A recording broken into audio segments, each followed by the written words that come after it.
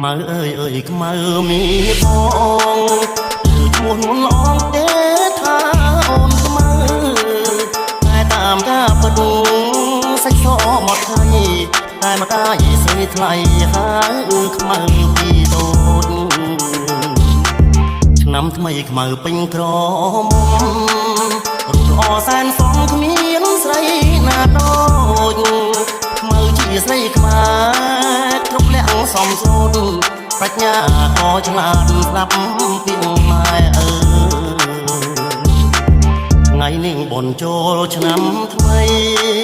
បងឃើញខ្មៅស្រីអូនរៀបចំពាំងបងរៀនទេវតាដាក់ការខ្វាយព្រាំងដាំស្លរូតរាំងជូនម្ដាយទៅវត្តបងឃើញខ្មៅពូនភ្នំខ្សាច់